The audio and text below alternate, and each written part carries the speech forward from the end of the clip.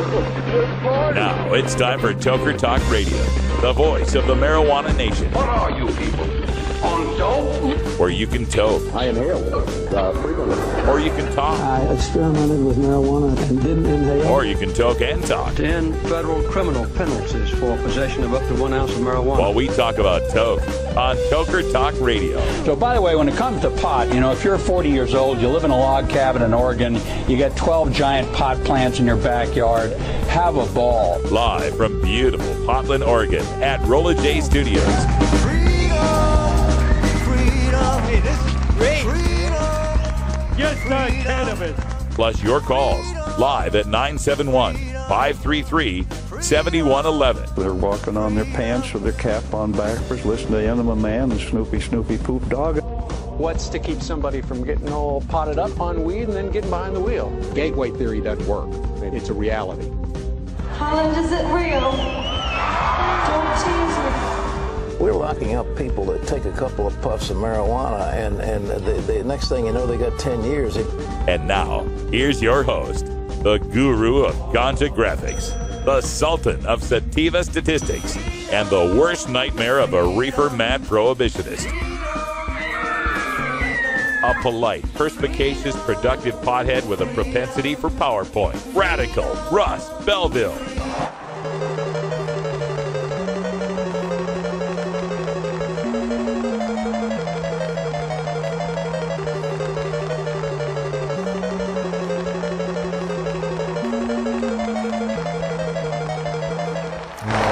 I don't know what the hell that means. Welcome back, everyone. It's Toker Talk Radio. 4:02 Pacific time, right here in Rolla J Studios. Hanging out with Cool Craig, who's just sitting off mic and just off camera to my left. And there he is. He's giving you the peace symbol, man. Cool Craig's hanging out. Got a little bit of lemon. What was it? Super lemon skunk. Super lemon skunk, he says. So. Grown in LED lighting. LED grow. Yes. Shout out to Lush LED lighting. It's working. It's definitely working.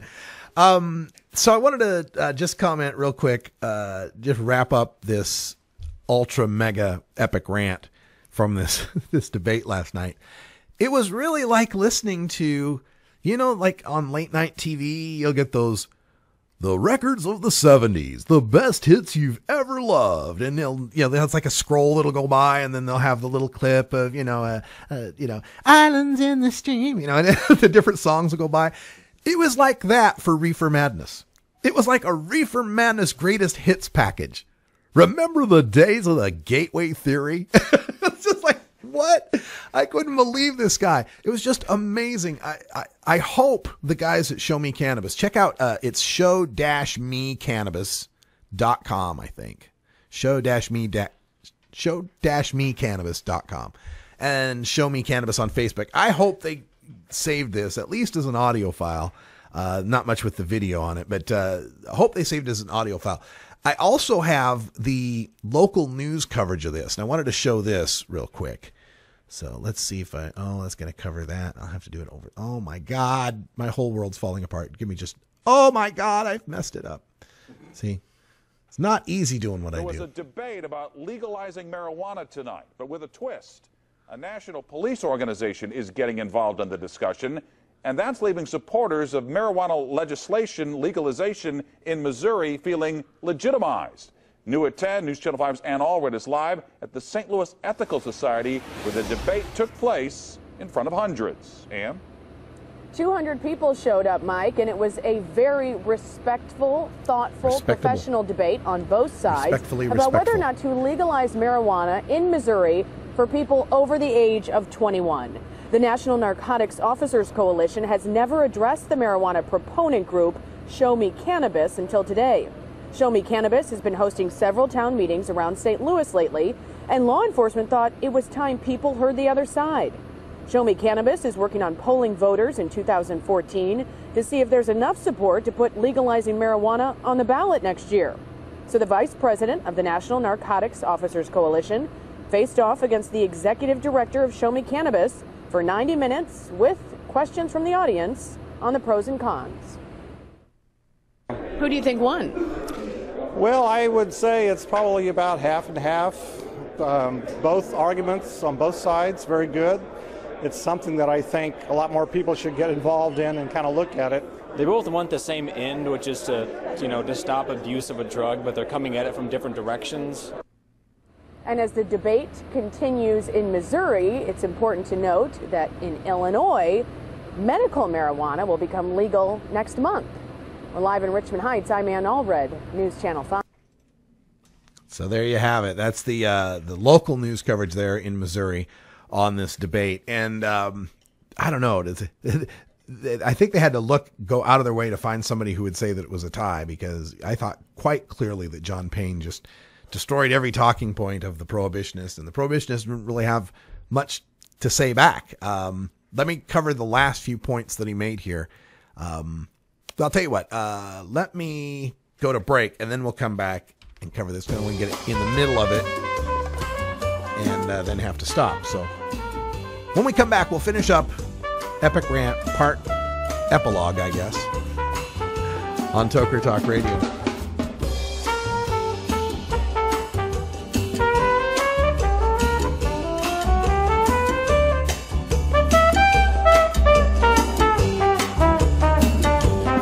It's simply business. It's simply business. It's simply business, you know why they won't let us grow. It's simply business. We'll be right back after these messages from our 420 friendly sponsors. Support these advertisers because their ad money goes straight to the Russ Belville Show.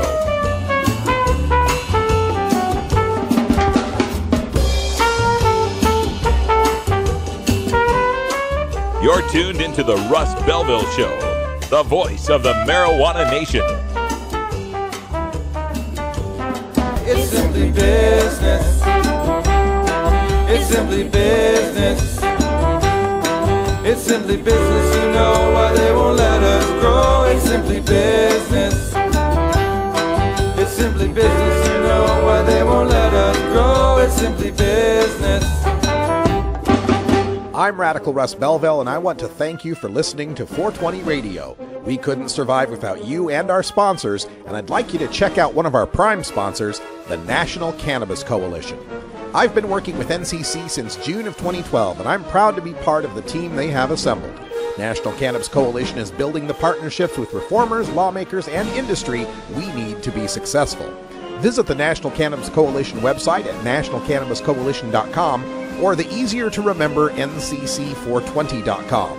That's where you'll get the exclusive first look at my radical rants, as well as informative articles from the nation's top cannabis pundits. Visit ncc420.com today, and if you have your phone handy, text Russ to 420-420 to support NCC and 420 Radio. It's a free text message that helps us help you end adult marijuana prohibition. Learn more at ncc420.com, and thanks for supporting independent marijuana legalization public radio. The law offices of Omar Figueroa would like to remind you to stand up for your rights. Please do not give up your precious liberties. There's nothing wrong with standing up for our constitutional rights, and in fact, it's the only way to honor the Constitution that recognizes our natural rights. Treat law enforcement with respect and respect the Constitution by standing up for your rights. If you are detained or arrested, stand up for your rights by repeating, I respectfully invoke all my legal and constitutional rights. I do not consent to any search and seizure. I want to remain silent, and I want to speak to my attorney, Omar Figueroa.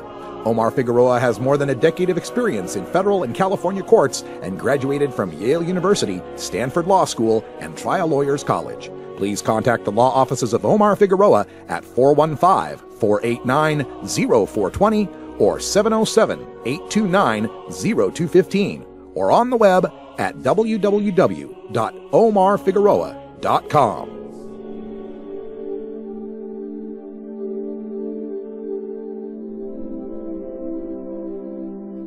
There we go. Welcome back, everyone. Toker Talk Radio. We hooked up Cool Craig with the mic. You're now mic'd up. Cannabis. That's my favorite word. That's some good music there. All right, so I'm continuing on this rant here. I must purge it from my system. or else it starts to get all bunged up, and it's not good. The Show Me Cannabis debate, great St. Louis debate. We left off with the police officer, the vice president of the National Narcotics Officers Coalition. NNOC. National Narcotics Officers Coalition. Sergeant Jason Grellner was responding to questions from the audience that were brought up by Fox 2 news anchor Mandy Murphy. And congratulations, Mandy Murphy. I love the alliteration. The cop had said, this is 8:15 p.m. via my live tweets, and you can find this at National Cannabis Coalition, ncc420.com. Cop, only 0.1% of prisoners are in prison for weed possession. And then John Payne says, an injustice is still an injustice, and the audience applauds. And this is something I hear from prohibitionists from time to time. Kevin Sabetta said this. It's not, you people like to make it like we're filling up our prisons with people who are smoking weed, and it's just not true. Only 0.1% of the people in prisons are there for marijuana possession. Oh, well, let me see. We've got a prison population of what, 2.3 million? 0.1% of 2.3 million is still a whole lot of people. It's in the 5 digits, I believe. That's something like 23,000 people, right? That's it. I mean, can you imagine somebody using that argument to defend anything else? You guys act like we're enslaving every black person we see. Only 0.1% of the black people in America are currently enslaved. Right? What? That would be an outrage. So, yeah, it's an outrage that even one person is imprisoned for marijuana. 8:18 p.m. Question. If we legalize pot, what stops us from legalizing meth, cocaine, and heroin? John Payne. Those are clearly more harmful. This is that other slippery slope where weed stones the majority enough to legalize meth. It's like the gay marriage opponents who predicted people would marry their dogs next. The amount of support there is in America for the legalization of any other drug never tops about 10%. Cocaine gets like an 8% sometimes. Ecstasy might get 8 or 7%, right? There's no massive majority support for the legalization of other drugs. Now, will legalizing marijuana open people's minds up to the idea of, hey, maybe making criminals out of addicts isn't the best way to deal with things. And maybe letting criminals control drug markets isn't the best way to deal with things. Yeah, I think that's going to happen. But I don't see widespread adoption of recreational meth and heroin just because we've got legalized marijuana. It's a silly argument. Speaking of silly arguments, 8:22 p.m. Cop. People that use heroin, cocaine, meth, LSD all say they started with pot and alcohol. Wish I was there for the Tricycle Hell's Angel line. Grellner here, this was amazing because in the debate, this guy even admitted that there's not any, scientific evidence for this. But that he just knows from working with so many addicts who all say they started first with weed and alcohol, that there's something there. That was his quote. There's something there. Sure, he admits some people might smoke pot and not do other drugs, but for the addicts, that marijuana will lead them to heroin. And of course, my part on the Hells Angels, I always bring up that every outlaw biker I've ever met, and I've met quite a few, first started out on a tricycle as a kid. But that doesn't mean buying your kid a big wheel is going to turn him into a Hells Angels biker when he grows up. And neither does it mean that you should ban big wheels and tricycles. 8:24 p.m. Cop. If you allow perception of harm to go down, more people will use, and those predisposed to addiction will suffer. This is the kind of logic that demands that we prohibit Snickers bars because those predisposed to peanut allergies will suffer. Yeah, some people might have a problem with alcohol or other drugs. That does not mean that you criminalize the 99% that don't have the problem. And then I followed that up, 8:25 p.m. Cop's logic. If people perceive weed as safe, they'll use it. So we must lie about it and manufacture criminal harm for using it. Slap my head. Grellner kept coming back to those kids not perceiving weed as particularly dangerous. That's the new Monitoring the Future number. 60% of high school seniors do not think that the regular use of marijuana is particularly dangerous. He's shocked because, every year fewer kids are believing their prohibition bullshit that says smoking weed leads you to heroin and 8-point IQ drops and schizophrenia and crime. What we have here isn't more kids ignoring the facts about marijuana. It's that they're learning the facts about marijuana. 8:26 p.m. John Payne. If addiction is a sickness, why would you brand them for life as criminals after they find a cure? Cop. 'Cause they must pay the price. And this is where Sergeant Grellner truly jumped the shark. After all this lead up of demanding empathy for the people with predisposition to addiction and our need to arrest them for their own good, he then goes on to explain why addicts who got caught have to pay the price because society decided they owed a debt. Really? This is the whole conversation came down to him saying that, well, at the time they were caught, it was a crime, and the society said they had to pay a debt that was whatever their sentence was, and really? 8:28 p.m.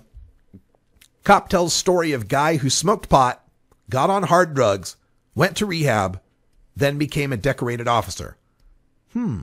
So drugs didn't ruin his life, eh? Cops always have a story, of some addict who got busted and forced into a drug court, who then rehabbed and went on to a beautiful life.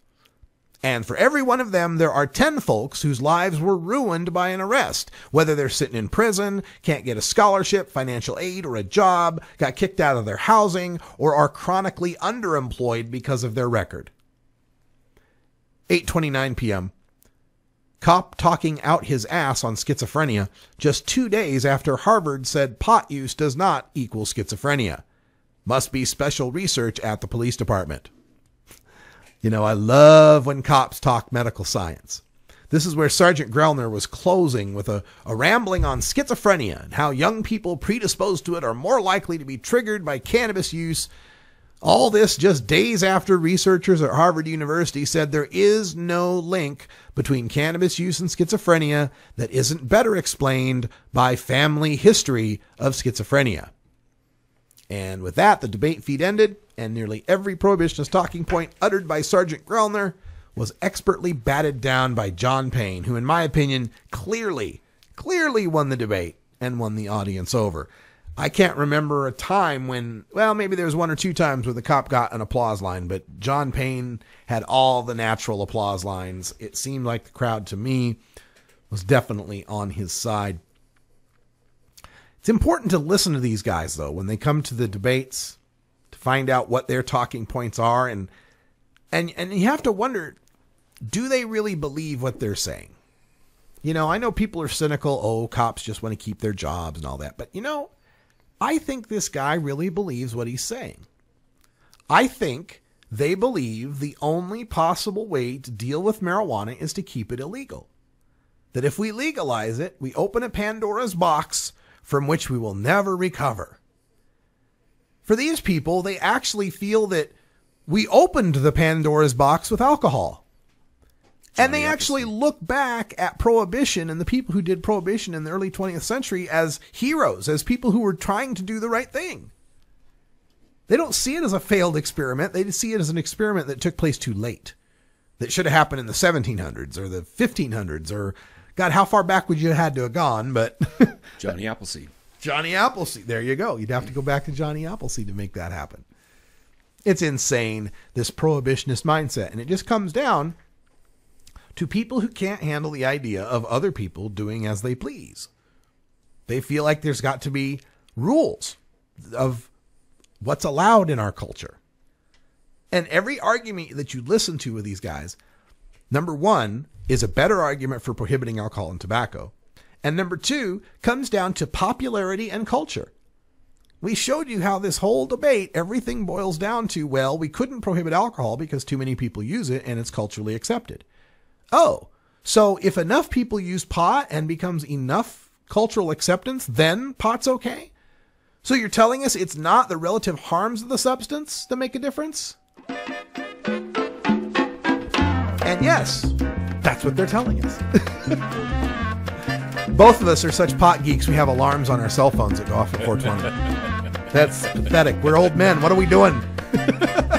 I know. We're smoking some lemon. We'll be right back, folks. I got a report coming in on the flux capacitor, although this one might be a little bit different. Stick around. If he said he swam to China, he would sell you South Carolina. Then you know you're talking to that reefer man.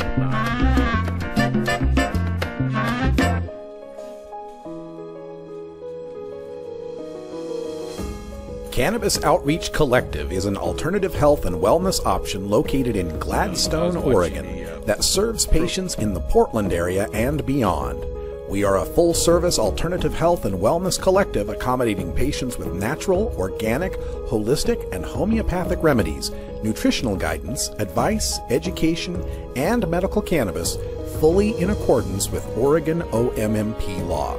You can find out more about Cannabis Outreach Collective on Facebook at COC503 or by emailing cannabisoutreachcollective503@gmail.com or by telephone at 503-853-1319. Check out our menu on Weed Maps and visit Cannabis Outreach Collective today.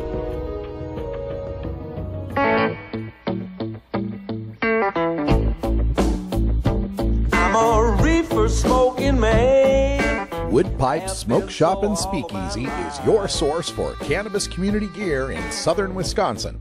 Owners Brian and Tammy Wood are located in Kendall, just outside of Madison, and they've got everything for the smoking enthusiast, including a full assortment of pipes, water pipes, hookahs, bubblers, one-hitters, and so much more.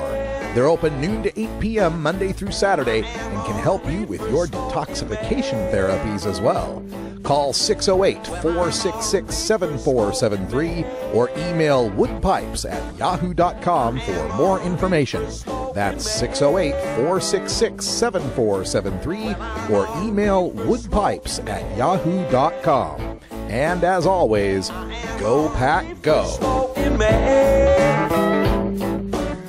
Marijuana legalization is always on at 420radio.org. Make sure you join us for our 5 p.m. Pacific prime time lineup, opening Monday nights at 5 p.m. with Stony Sundays and our good friend Coral Reefer. Then we open up a trio of great grow shows. Tuesday at 5 p.m., Weed Nerd with Subcool from the Emerald Triangle. Wednesdays at 5 p.m., Free Weed with Danny Danko from High Times Magazine. And Thursdays at 5 p.m., Jorge Cervantes TV from Barcelona, Spain. We close out the week Fridays at 5 p.m. with Canada's own Jody Emery and the Jody Emery Show, courtesy of Pot.tv. Marijuana legalization is always on here at 420radio.org. Make sure you visit the website and become a VIP member today to help us support 24-hour cannabis community radio.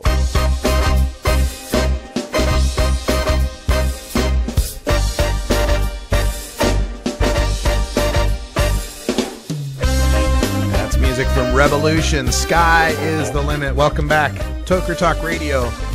24 after the hour, and we're getting a strange signal in on our flux capacitor. I've not seen this one before.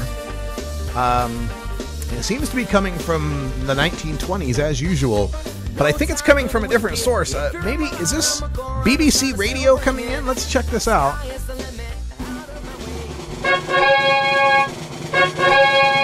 Stupid Prohibition Stories. As a public service, the Russ Belville Show reminds you that smoking marijuana does not make one stupid. However, some stupid people do smoke marijuana, and prohibition is always waiting for another victim. Learn your lesson from today's Stupid Prohibition Stories. With your Stupid Prohibition Stories, I'm old-timey 1920s BBC radio reporter Pip Blymeaton. Warning! Idiot alert! Dopey man calls police to complain that his cannabis had been stolen. Aaron Chambers, age 31, was branded as crackers by his own solicitor after his hasty actions led officers to thousands of pounds worth of skunk cannabis he was growing in his own home. Chambers pleaded guilty to a charge of producing a controlled Class B drug when he appeared at Kirklees Magistrates Court on Tuesday. The drugs were found after police visited Chambers' home in Huddersfield, West Yorkshire on October 9. Alex Bozeman, prosecuting, said police attended at the address in response to reports of a man shouting for the police. Mr. Chambers was there and said somebody had broken in and stolen his cannabis plants. After searching the property, officers found 9 plants in the cellar, along with equipment used to grow the plants, including heating lamps and extractor filters. The street value of the stash was in excess of £4,000. Chambers said in a police interview that his door had been broken and someone had taken his cannabis, although the quality and quantity of the drugs taken is unknown. A man shouting that his cannabis has been stolen is fairly ludicrous, said Bob Carr, mitigating. It's like an armed robber calling police to say that his gun has been stolen. It's crackers! Chambers will be sentenced in the new year. I'm Pip Blimington with your stupid Prohibition stories.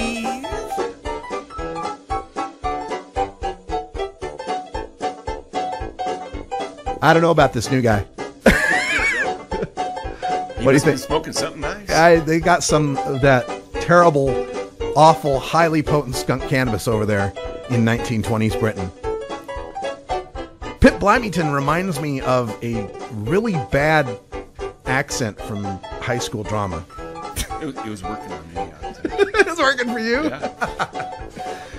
Okay, so we always say with these stupid prohibition stories, we have to make it a teachable moment. And sometimes you wouldn't think you'd have to actually say this to people. But if you're growing weed and someone steals some, don't call the police. Don't call them. Unless you're in Colorado, I suppose. Growing weed there, call them. You got insurance too. I just like the guy's own lawyer, and took me a while to figure it out, because when they said, Alex Bozeman prosecuting attorney, but the defense attorney in Britain is the mitigator. He's mitigating. Like, mitigating? What the hell does that mean? But his own lawyer is saying it's crackers. Like, thanks for the defense, pal. Oh my God, I can't wait to see this replayed when it's Michael Palin and John Cleese. That'll be perfect. I love it. All right, we're going to take a break and shut down the flux capacitor here. And when we come back, a little look at science. That's right, the science of marijuana molecules. Interesting article that came out. And then we'll wind things up in our 4th segment with a look back at the news. So stick around, listen to Toker Talk Radio.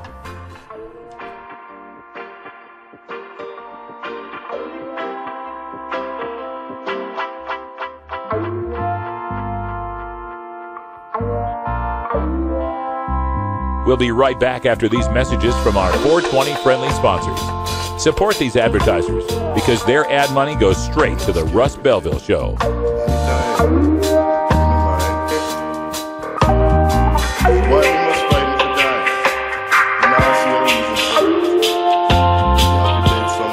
You're tuned into the Russ Belville Show, the voice of the marijuana nation.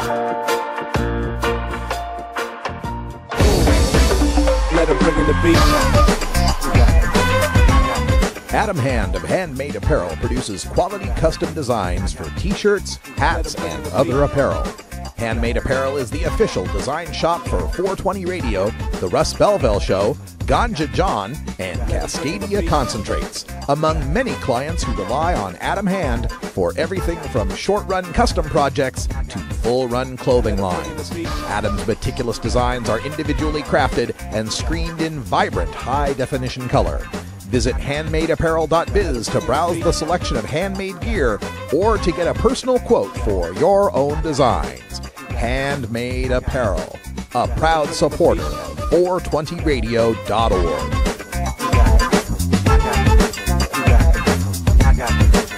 Let them bring in the beat.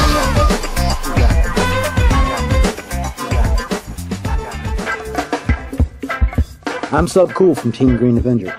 At TGAgenetics.com, we are working on the leading edge of medical strains. Our strains are rigorously tested for THC, CBD, THCV, and other critical cannabinoids. Know your grow. Check out our genetic diversity at TGAgenetics.com, the home of Jelly Bean, Jack the Ripper, Vortex, and other award-winning cannabis strains.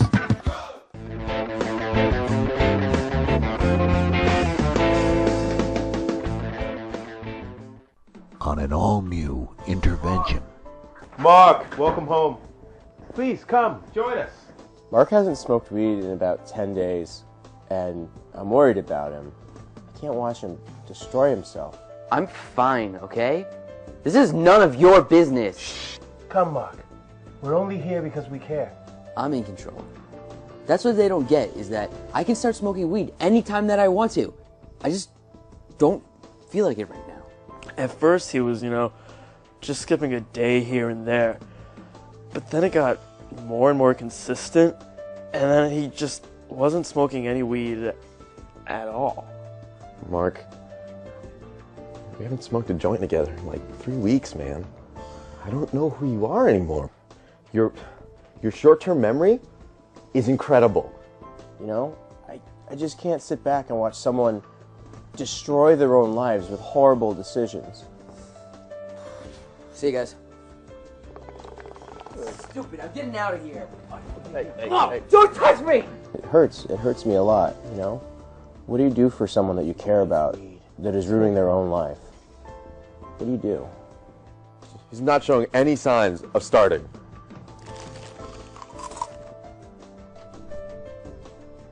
Intervention on A&E.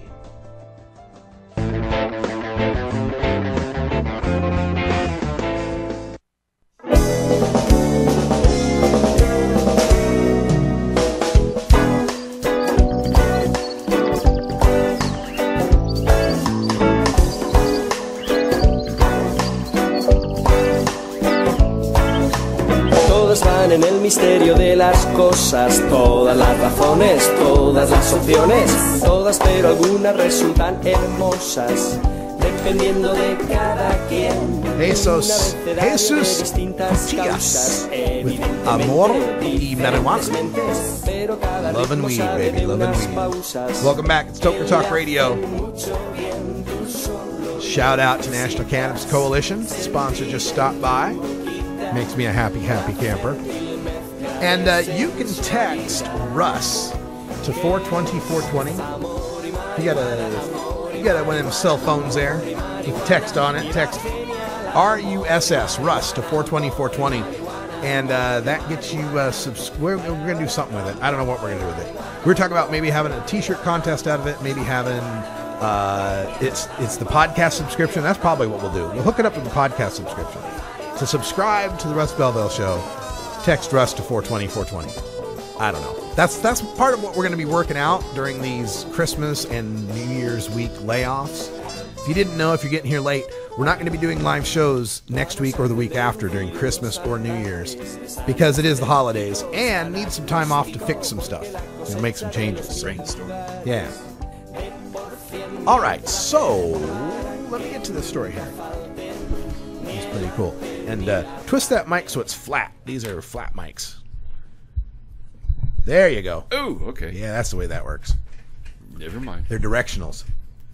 I don't even know if I can get it to do point that way. I'll have to look at the pattern on that. But anyway, that's inside baseball. Nobody cares.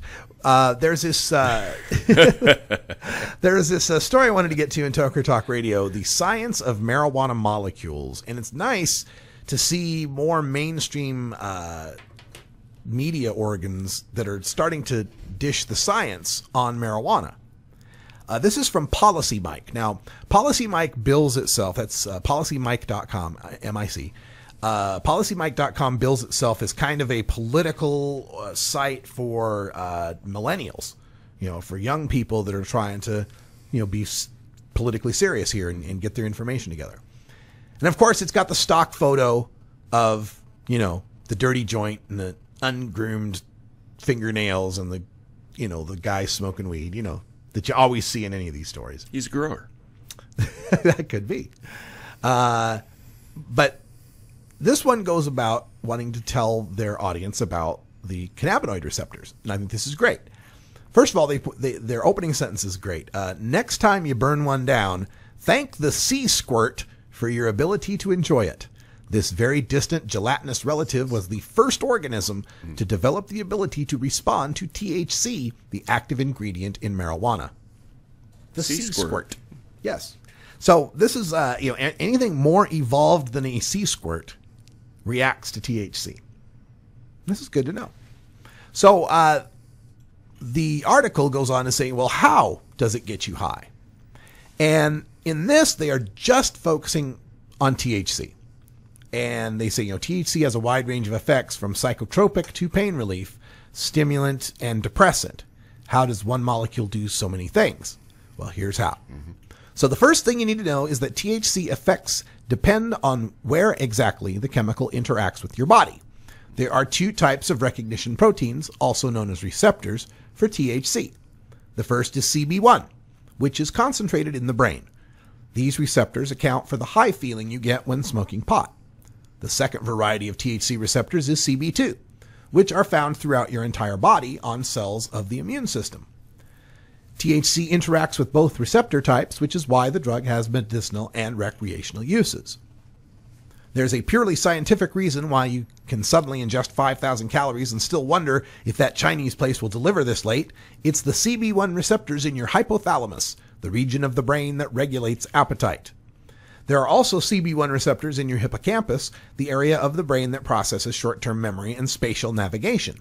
Because you're overstimulating this portion of the brain when you smoke pot, your neurons can't function well and actually resemble brain damage. So when you forget what you're talking about in the middle of a sentence, it's not because you forgot, but because you never stored what you were saying in your short-term memory. But this side effect isn't all bad. The hippocampus is also associated with anxiety and post-traumatic stress disorder.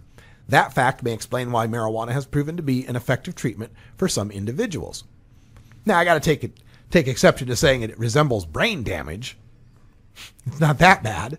But yeah, we're affecting our CB1 receptors. And the one thing that we know is that when you're not high, those receptors go back to functioning just fine.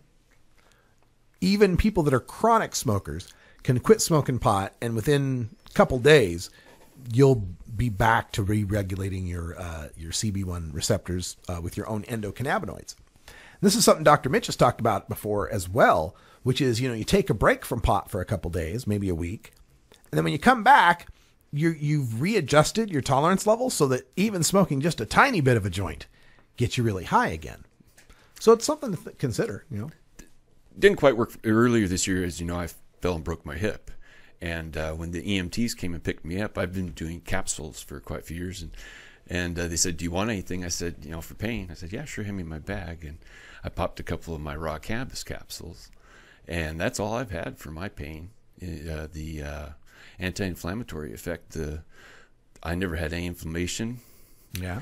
My scar tissue is all smoothed over. I think the endocannabinoid system, you said C squirt, but I've always thought it was C urgin. But same thing. We all share that same system, which is when we take in our cannabinoids, accentuated and works a lot better. So I've been a fairly healthy person all my life, and I never drank before I had a toke. So and that was the spring of 69. Wow, it was the spring of 69. They also go on to say weed also acts as a stimulant, completely warping your sense of time. Having THC in your body leads to elevated levels of dopamine. Dopamine is a molecule that is released in response to food, sex, and things that generally make you happy. Dopamine also proportionally regulates your internal sense of time. More dopamine means you feel like time is going faster. So when you've smoked, you're experiencing time more quickly, but you're also not making memories of it. Higher dopamine levels can help with depression too, but too much dopamine can induce psychosis. So this is some generally good information, although might be, high dopamine levels, how much you're using here. No doubt about this. I rambled on. Part of what I was going to say was, of course, I didn't smoke for almost 3 straight days. All I had was my capsules. So okay. As you were saying, of course, before I got home, I partook a little bit before we hit the road, and I did notice a slight elevation in the high after 3 days. But my consumption level has been rather steady for quite some time too. So yeah, I would imagine it might take me a little longer than some average smokers, but I did get a better buzz. Yeah. That was 3 days for me. Yeah. So. Well, see, that is something worth trying, if you're an everyday smoker, take a break and see what happens. Maybe my capsules that I was taking the whole time might have offset that a little bit. Could be. But, part of this too is that it really doesn't matter what the harm is. This is where I think the marijuana legalization debate, the prohibitionists want to take it, is into, well, my God, it'll harm kids. It's bad for their hippocampus. It's bad for their brains. It'll cause addiction. It's bad for this. It's bad for... It doesn't matter. Alcohol is worse in every respect. And we know that banning it didn't work. And we know now that banning marijuana is not working. Plenty of people are smoking it. And we're introducing a harm that doesn't have to exist. Although, again, if you listen to that cop from St. Louis, it's really tracing the logic of his argument. Part of it is it has to remain illegal so it scares people. It has to remain illegal so you're getting it from a dangerous guy. It has to remain illegal or else people will think it's safe. Because it is. Right? Imagine if you had to try to make that argument. Well, we can't make meth legal because then people will think meth is safe. Do you think anybody really thinks meth is safe? No. Well, they do when they're taking Adderall. But that's a whole other argument, right? But it was enjoyable to listen to this prohibitionist ramble on, just flailing away. It's just like the death knell. Was the cop, by any chance, say, the parent of a Woodstock generationer or older? Gosh. Because I found that in my discussions, because not that I've really been out there as a big activist, but I have partaken all my life. I've been willing to discuss it with everybody that, I've ever been with. It seems to me that the majority of them that have that resistance are the ones that still believe that reefer madness sort of thing. Mm-hmm. And those are, I think, the parents of the Woodstock generation where, pot came out big and everybody was smoking sex and love and happiness, and they were going, oh, that can't be, And the generations before that, they're the ones that, as they're getting older, obviously they're come up, but those are the ones I've always found are harder. They agree with that it's easier than alcohol and tobacco and all, but they still have the hesitance as far as making it the step of, well, we should just make it legal. Yeah. I think they mistake legality for approval. I think they think if we make it legal, we're giving the thumbs up to drugs. Yay, marijuana, because now it's legal. Yay. But again, that's completely debunked. And John Payne did a great job of showing how, with tobacco, we've kept it legal. And it's the most legal of the drugs. I mean, because kids can get it at 18, right? 18, 19 in some states, right? It's the most addictive. It's more addictive than heroin. About 1 out of 3 people that tries tobacco becomes a smoker. It's about 23-25% for heroin. It's 1 out of 4, right? So it's the most addictive thing, the youngest age limit to get it, and yet it's at historic lows and all age groups as far as who smokes regularly, and lows into who's taking up smoking, and highs into how much danger kids attribute to smoking. So right there, that debunks this idea that if we legalize pot, we can't make things happen. Now, on the other hand, it's easy to demonize tobacco because it kills people. What if we legalize, and since marijuana isn't that harmful, there is a great rush in kids smoking pot? I worry about this. I worry about us getting caught saying, when 5 years from now they say, oh, see, look how many more kids are smoking in Washington and Colorado or whatever. If that actually does happen, us getting caught by saying, well, gee. So my thing on that is it doesn't matter. A certain set of kids are going to do drugs or drink or party or whatever. And if teen use goes up, that in and of itself isn't bad. Until we start comparing it to what else has happened. Has drinking gone down? Has smoking tobacco gone down? Has using Oxycontin gone down? Has using cocaine gone down? Has using synthetic pot gone down? And this Monitoring the Future study shows us they all did. Pot stayed about the same. 8th and 10th grade, it went up a slight uptick. 12th grade, it went down a slight downtick. There are more daily users. It seems that younger kids are, there's more concentration of use that has happened over the past few years. But in every other measure, alcohol, tobacco, synthetic pot, they've all gone down. They're all at historic lows. So again, the pot use went up by kids a little bit. Well, they're not binge drinking. That's good. They're not loaded up on oxys. That's good. Maybe we just have to get to a point where we accept there is going to be some amount of teen drug use and we can try to reduce it. And then that which we can't reduce, we redirect to safer uses. But that's kind of a hot button topic. People don't like to get around that because you're talking about your kids. Oh my God, it's the children. How could you say such a thing? It's the children. Okay, folks. 46 after the hour. We're going to take a break, and when we come back, we'll take your calls at 971-533-7111 and continue in our last segment on Toker Talk Radio.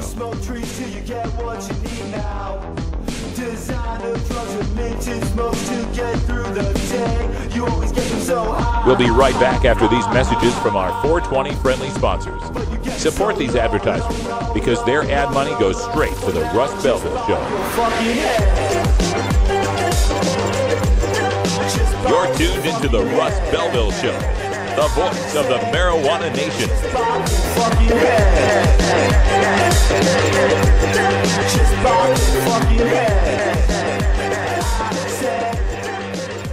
Ever wonder how often to change your bong water? The most effective method for baking pot brownies? The best destinations for a ganja getaway? How to hide herb in your car? Whether to grow your own? How precisely to legalize it? Or how something as wonderful as marijuana ever got to be illegal in the first place? Finally, you can find all these answers and much more in the official High Times Pot Smoker's Handbook, featuring 420 things to do when you're stoned. Since 1974, High Times magazine has covered marijuana in all its aspects and wonders, from cultivation to legalization to the herb's enduring and exalted place in popular culture. Packed with inside information, the official High Times Pot Smoker's Handbook rolls all of this collected wisdom together into a single indispensable ganja guide, including an entertaining look at marijuana's history, profiles of herb-friendly travel destinations and festivals, favorite potluck recipes from the High Times staff, smoking skills, advocacy and activism, essential marijuana movies and songs, profiles of famous cannabis strains, comprehensive growing information, celebrity endorsements, and much more. This is truly, finally, the ultimate guide to green living. Big Daddy thinks. Funky roller ring. Oh yeah, this is Big Daddy, and I'll be your freakazoid every Thursday night, right here at the Funky Roller Ring. Funky Roller Ring. 11 Eastern, 8 Pacific. Funky Roller Ring. I like it like that.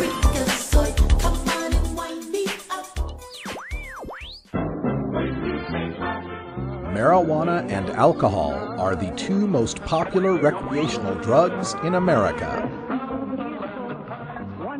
Marijuana smoking is non-toxic, relatively safe, and has a low risk of dependence. Alcohol drinking is potentially fatal, dangerous to society, and is quite addictive.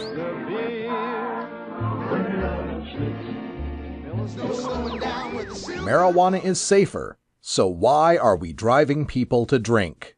That's the question of the new book, Marijuana is Safer, So Why Are We Driving People to Drink? By Paul Armentano, Mason Tvert, and Steve Fox.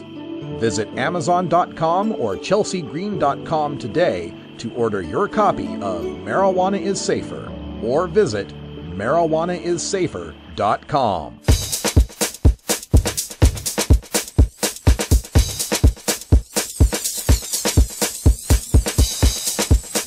Carrie Chandler there with Grass Cutter, the 623 Club Mix. I'm kind of grooving on this. It's all right.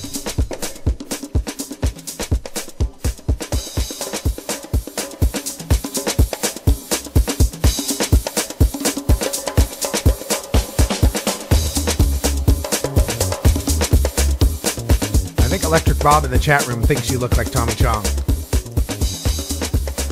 Really? says, "Yo, Chong is in the house."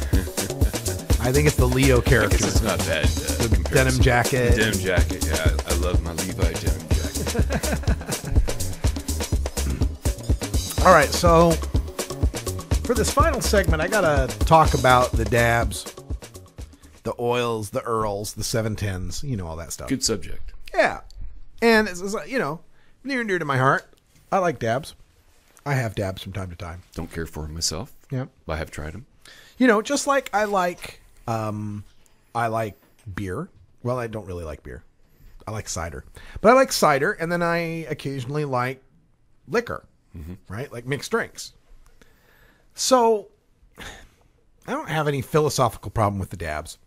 I like them, and the problem I've got is I keep seeing story after story after story about explosions, about hash oil explosions. Like I did this one from the New York Daily News the other day where, you know, East Coast doesn't know what's going on. So the way they were describing, you know, they were adding butane to marijuana to make it stronger. Oh, right. Yeah. Right. Like, no, they're not adding butane to it. They're using butane. They didn't understand the process, right? So the write-up was hilarious in that respect.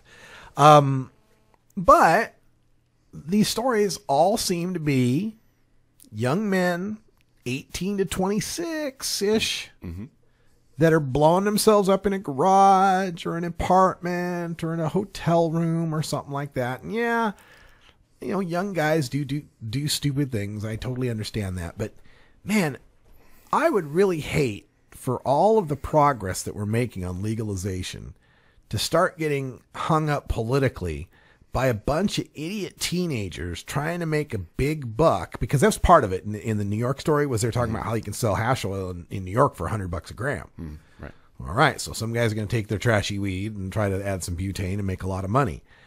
So I just don't know what to do though. I mean, they're going to do it. People, it's an easy enough process.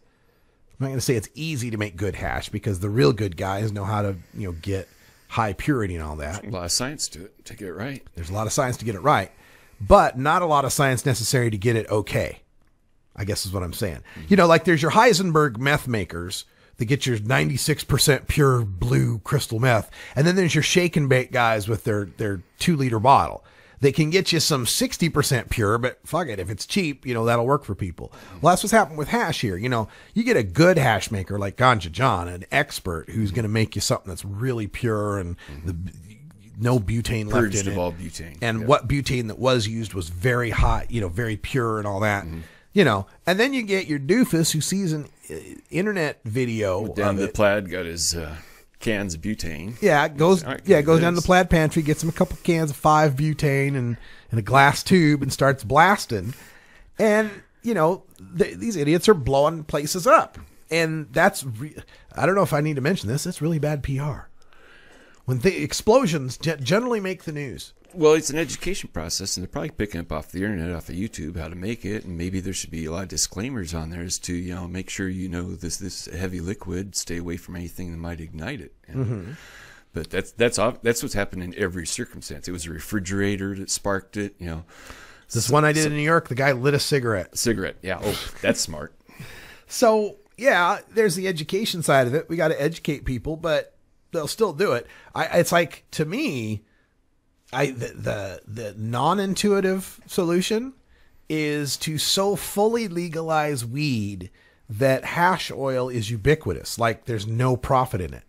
Like to me, no matter how many disclaimers we make, some kid's going to make a cost benefit analysis and say, well, there's the risk I blow my ass up versus $100 a gram.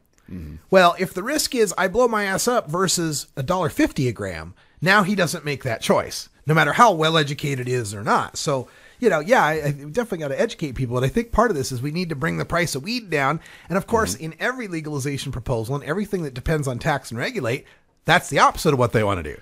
They want to keep the price high enough that you can make taxes, but low enough that you can't black market it. I'm so irritated on that. You know, the big discussion should be the amount of capital and time and investment that they're saving, not getting people with cannabis, marijuana, pot, weed, whatever you want to call it, if that were totally lifted, the amount of cash and capital and time and energy that they focus on is a big enough savings that we should just all be able to just grow it anyway.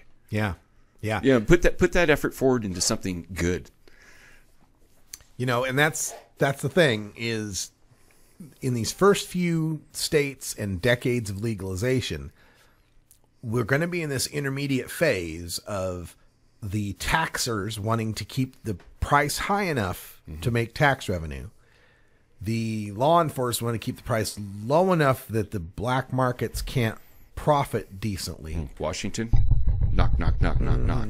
It's coming around the corner for you. The price is high enough to deter kids from using it, but low enough to deter them from dealing it, right? So there's this tightrope walk that's going to have to happen in the first decade or so of marijuana legalization. And the fear here is falling off the tightrope for something silly like guys blowing up apartments and you know, garages from time to time that continues to give a black eye to where people will go, well, you know, shit, we tried legalization. We tried it your way. And look what happened. Garages blew up and houses blew up. And we can talk, you know, well, yeah, but, and part of that is because we're not going far enough. It's like in this middle baby steps stage, they're still at the point where it's legal to have, but illegal enough to be profitable. Those guys are going to blow stuff up trying to make a buck. We need to go to the next step and make it so legal that it's cheap and available enough that there's no profit in doing that. You don't see guys blowing up stills to try to make, you know, gin because somebody can go buy Tanqueray at the local liquor store. But initially they were blowing themselves up because there was profit in it. So you're dead right. They're still blowing up. Oh yeah. Yeah. Okay. No, originally, stills, they were, you know, during Prohibition era. Oh, that's what I'm saying is, During Prohibition. They were blowing up themselves up. Yeah. We're looking at the same scenario. You're right about that's what I'm saying. You don't see many stills blowing up these days because you can go get the gang of Tanqueray, right? Well, to that end, you know, this is where we find ourselves is that we'll be in this middle step where we're going to suffer the negative PR that's born of how prohibited it still is.